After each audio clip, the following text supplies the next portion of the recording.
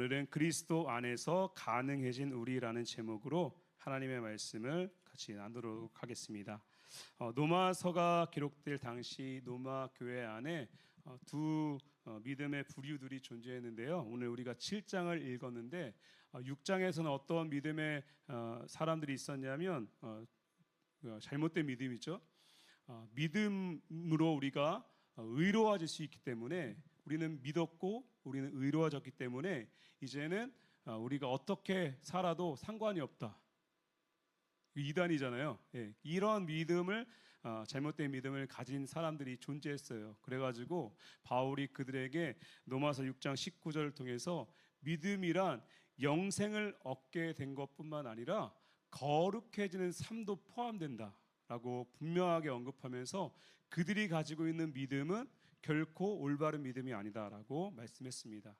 7장은 6장의 그런 믿음에 대해서 언급했고요. 7장으로 넘어오면서 우리가 앞에서 본 것처럼 말씀을 통해 본 것처럼 7장에서는 어떤 믿음의 사람이 있었냐면 율법과 연결시켜서 그 믿음이 율법과 되게 영향을 크게 받는 그런 잘못된 믿음이 존재했어요.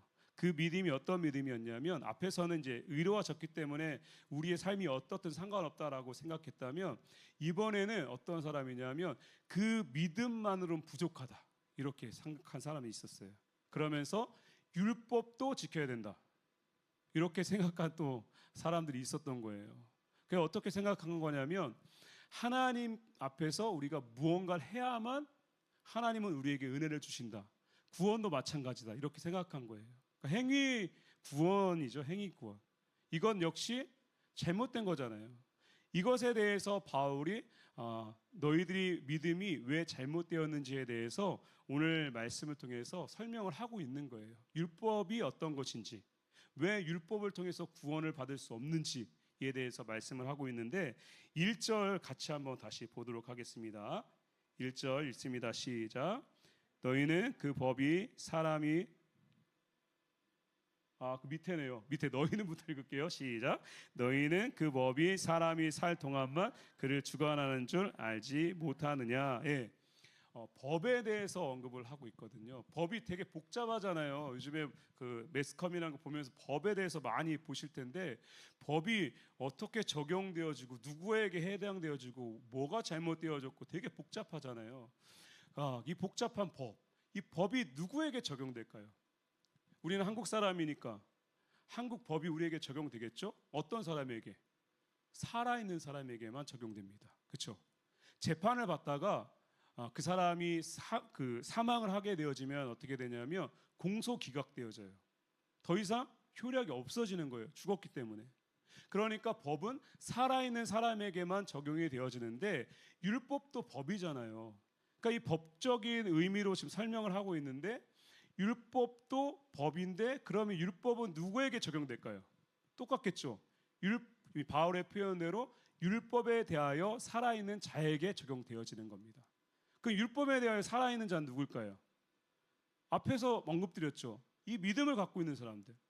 믿음뿐 아니라 율법도 지켜야 된다 이렇게 말하는 사람이 율법에 대하여 살아있는 사람이라는 거예요. 그러면 그들에게는 율법이 적용되어지는 겁니다.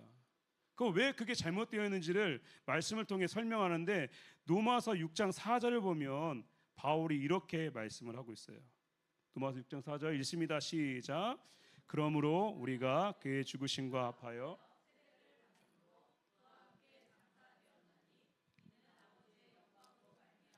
그리스도를 죽은 자 가운데서 살리신 것 같이 우리로 또한 새 생명 가운데서 행하게 하려 함이라. 아멘. 이거는 말씀을 보니까 그리스도인은 예수님과 함께 장례를 치른 사람들이래요. 이게 무슨 의미인가? 믿음하면요 아주 신비로운 게 있어요. 믿음을 얘기할 때, 우리의 구원을 얘기할 때 그게 뭐냐면 예수 그리스도와 한 몸이 된다는 거예요. 많이 들어보셨을 거예요. 이걸 그리스도와의 연합이라고도 표현을 하는데 믿음은 구원은 이 예수님과 한 몸 되어지는 것, 연합을 통해서 이루어집니다. 이게 그리스도와 연합을 빼고는 구원을 말할 수가 없어요. 근데 이 하나님이 그리스도와의 연합, 한 몸됨을 통해서 우리에게 정말 큰 은혜를 주셨거든요. 이게 놀라운 신비인데 그게 뭐냐면 한 몸이 되어지면 예수님과 우리가 하나가 되지는 거잖아요. 지금 별개 두 존재였는데 한 몸이 된다는 것은 이렇게 딱 하나가 되어진데 어떤 은혜가 주어지냐면 예수님의 모든 것이 우리에게도 전가가 되어진다는 거예요. 그러면 어떻게 되겠습니까? 예수님의 죽으심이 난 안 죽었는데, 나 십자가 다 죽은 적이 없는데 그 죽음이 내 죽음이 되어지고, 예수님이 죽음을 깨뜨리시고 살아나셨잖아요. 그 부활이 내 부활이 되는 거예요. 그건 하나님이 우리에게 주신 은혜인 거예요. 이게 그리스도와의 한몸됨, 연합의 신비로운 모습인데, 그러면 예수님의 죽음이 우리의 것이 되어지는데 그 죽음이 어떤 죽음인가? 바울이 갈라디아에서 이렇게 설명합니다. 갈라디아서 3장 13절 있습니다. 시작. 그리스도께서 우리를 위하여 속량하셨으니 기록된 바 나무에 달린 자마다 저주 아래에 있는 자라 하였습니다. 아멘. 보십시오. 분명하게 언급하고 있죠. 뭐라고 언급되어 있냐? 율법의 저주에서 우리를 속량했다. 그러니까 예수님이 십자가에서 죽으신 건요, 어떤 의미도 포함되어 있냐면 율법을 다 담당하시고 율법의 저주를 다 가지시고 죽으신 거예요. 그러니까 율법에 대하여 죽은 겁니다. 그러면 어떻게 됩니까? 좀 전에 제가 언급드린 것처럼 예수님의 죽음이 우리의 죽음이 된 데 있잖아요. 그러니까 예수님이 율법에 대해 죽으셨기 때문에 우리 역시 율법에 대하여 죽은 자가 된 거예요. 그러니까 율법에 대하여 살아있는 자는요, 율법의 효력에서 벗어날 수가 없어요. 율법이 계속해서 따라다닐 수밖에 없어요. 어떻게든 적용을 받거든요. 죽지 않으면 계속해서 율법이 따라다니면서 계속 정죄하고 우리에게 효력을 발생시키려고 합니다. 근데 예수님과 함께 죽은 우리는 어떻게 됐냐?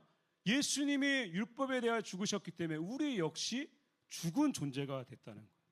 여러분, 그래서 구원은 무엇입니까? 우리가 새로운 존재가 되어진 거예요. 왜냐하면 죽었기 때문이에요. 바울이 얘기하잖아요. 이전 것은 지나갔다. 보라, 새 것이 되었도다. 이전 것, 우리의 옛사람은 죽었고 이제는 예수 그리스도로 말미암아 새 사람 된 우리는 새로운 존재가 된 거예요. 여러분, 그래서 구원을 말할 때 뭘 얘기합니까? 거듭남. 여러분, 겉모습은요 사실 변한 게 없어요.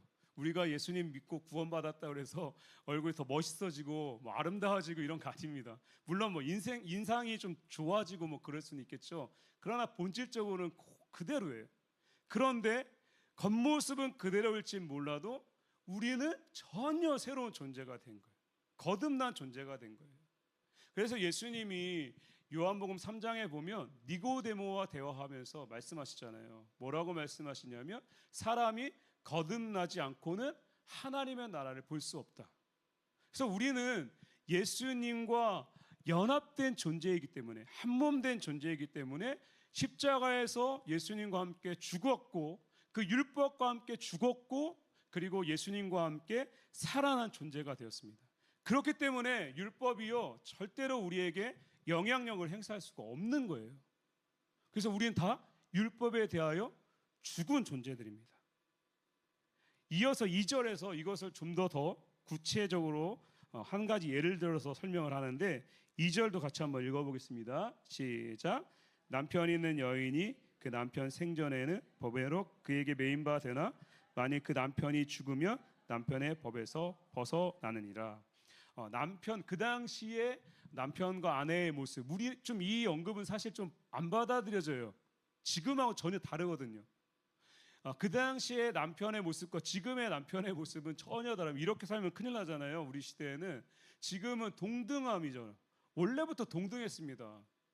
근데 죄성을 가진 인간은, 특별히 여기 이제 언급되는 남자들은 지배하려는, 군림하려 하는 어떤, 이것도 죄성의 모습이 아니었나 생각되어지는데, 지금도 완벽하진 않지만 지금도 존재하잖아요. 그 당시에 남편의 모습은 어땠냐? 매우 권위적인 거죠. 그리고요, 어느 정도였냐면 예전에, 지금 우리도 우리 부모님 세대, 또 위 할아버지 할머니 세대에는 남자가 거의 왕이었잖아요. 그 전에는 어떻겠습니까? 더 심했을 텐데. 남편에게만 이혼할 수 있는 권리 있었습니다. 여자에게는 없었어요. 아내에게는. 그러니까 어느 정도인지 아시겠죠? 그러한 지금 예를 들고 있는 거예요. 그러니까 남편의 모습을 지금 율법과 연결시키는 거예요. 어떤 권위적인, 무정한. 어떤 거냐면 권위적인 건 뭡니까? 누르는 거잖아요. 막. 이거 해. 안 해? 내가 하라면 해. 이게 권위적인 거잖아요. 그렇다는 거예요. 율법이라는 게. 한번 설명해 볼게요. 여러분 율법, 성경을 보면 율법 많이 나오잖아요. 해라, 하지 마라만 있죠. 계속 그냥 하라는 거예요. 근데 살아가면서 믿음 생활 하시면서 느끼는 건 뭐냐면 안 그런 일들이 있거든요. 이걸 하지 못하는 경우들이 있거든요. 근데 율법은 무조건 해 이거예요. 그러니까 어떤 일이 발생하냐면 예수님도 이것 때문에 충돌하셨거든요. 바리새인들, 종교 지도자들이 충돌했어요. 왜냐하면 안식일에 병을 고쳤거든요. 그럼 안 돼요. 율법에는 안식일에 하면 안 되거든요. 근데 예수님이 병을 막 고쳐주니까 와가지고 따지는 거예요. 왜 안식일에 왜 이런 일 하냐고. 당신이 왜 안식일에 병을 고치냐. 하나님 말씀하지 말라고 그랬는데 왜 하냐 이렇게 된 거예요. 근데 예수님이 뭐라고 말씀하시냐면 마태복음 12장 11절과 12절을 보면 이렇게 말씀하세요. 너희 중에 어떤 사람이 양 한 마리가 있어 안식일에 구덩이에 빠졌으면 끌어내지 않겠느냐. 사람이 양보다 얼마나 더 귀하냐. 그러므로 안식일에 선을 행하는 것이 옳으니라 이렇게 말씀하세요. 어떤 거 아시겠죠? 율법은 그런 거예요. 여러분 선한 사마리아인 비유 아시죠? 그때 지나간 사람이 누굽니까? 제사장, 레위인. 왜 안 도와줬을까요? 성전을 향해 가니까 내가 더러워지면 안 되는 거예요. 왜? 율법대로 살아야 되니까. 그러니까 죽어도 그냥 놔두는 거예요. 아파도 죽어가도 병들어도 고쳐줄 필요가 없는 거예요. 그게 율법이라는 거예요. 부정하고 권위적이고. 율법이요 이렇게 남편과 지금 예를 들어서 설명하는데 이렇게 이제 설명을 하고 있죠. 언제까지 그러면 이 종속 관계로 표현을 하고 있는데 이 아내가 남편의 매이냐 언제까지라고 말씀하고 있습니까? 죽을 때까지. 죽을 때까지. 그러니까 남편에게 아내가 종속되어져 있는 관계예요. 그러니까 이혼도 할 수 없는 남편이 죽어야지만 또 다른 남자와 결혼할 수 있는 또 이런 상황인데 여러분 이게 왜 지금 율법과 예수님과 연결되어져 있냐면 예수님께서 말씀에 바울이 갈라디아서 3장 13절을 보면 이렇게 말씀을 하고 있어요. 갈라디아서 3장 13절? 예, 저 잘못 적었네요. 13절 없나요? 이건가요? 제가 죄송합니다.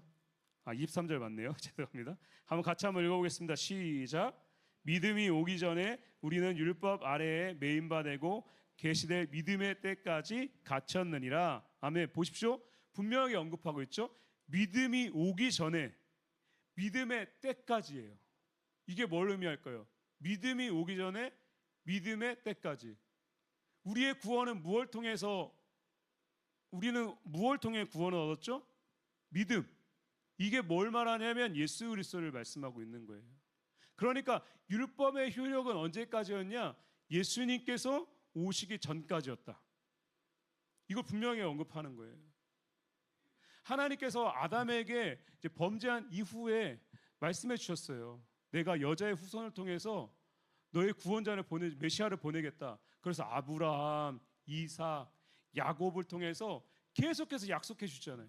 내가 보내겠다. 계속 선지자를 통해서도 계속 보내겠다. 누굴 통해? 다윗의 후손을 통해서 보내겠다. 계속 말씀하시고 진짜 오셨어요. 그게 예수 그리스도입니다. 다윗의 후손으로 오셨어요. 그 예수 그리스도께서 오실 때까지 율법이 효력이 있었던 거예요. 그러나 예수님이 십자가에 죽으시고 율법의 저주를 담당하시고 그 율법을 완성하셨어요. 그 완성하신 분이 바로 예수 그리스도입니다. 이것이 우리에게 주어진 죄로부터의 그리고 율법으로부터의 자유함이라는 거예요. 예수님이 그래서 우리에게 뭐라고 말씀하셨냐? 진리가 너희를 자유케 하리라 라고 분명하게 말씀해 주신 거예요. 만약에요, 이 율법이 우리 구원, 생명의 조건이 되어진다면 바울이 뭐라고 말씀했냐면 갈라디아서 2장 21절을 보면 율법으로 말미암으면 그리스도께서 헛되이 죽이신 것이다.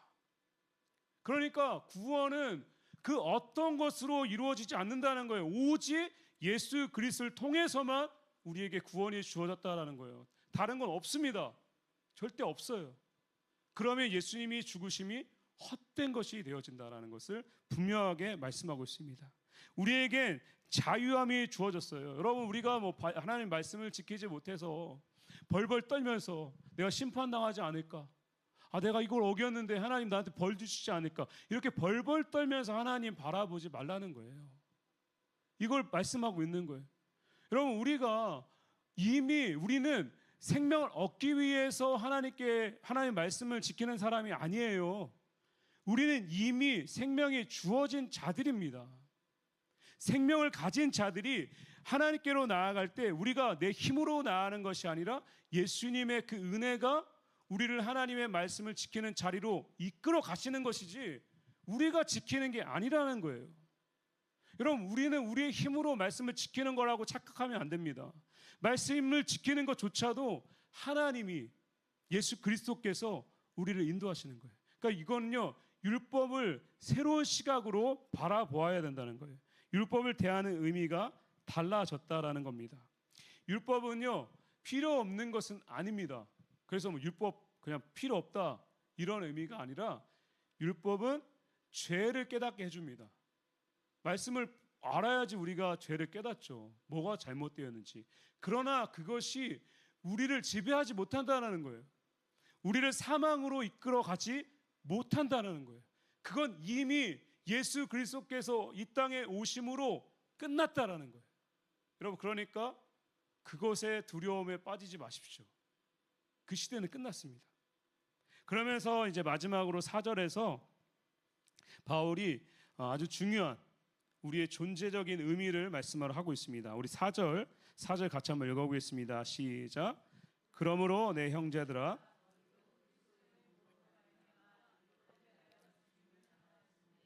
이는 다르니 곧 죽은 자 가운데서 살아나신 이에게 가서 우리가 하나님을 위하여 열매를 맺게 하려 함이라. 아멘. 바울은 분명하게 우리의 존재의 가치를 어디에서 찾고 있습니까? 예수 그리스도 안에서 찾고 있죠. 우리의 존재의 근거를 뭐라고 언급하고 있냐면 이렇게 말씀하고 있어요. 살아나신 이에게 가서, 이것은 예수 그리스도로 말미암아 예수 그리스도 안에서 하나님을 위하여 열매를 맺게 하려 함이라 라고 분명하게 말씀을 하고 있어요. 그러니까 6장에서 말씀한 것처럼 우리가 믿음으로 의롭게 되었고 구원을 얻었다고 해서 우리의 삶이 이제는 어떤 삶이어도 상관없다라고 말할 수 없는 거예요.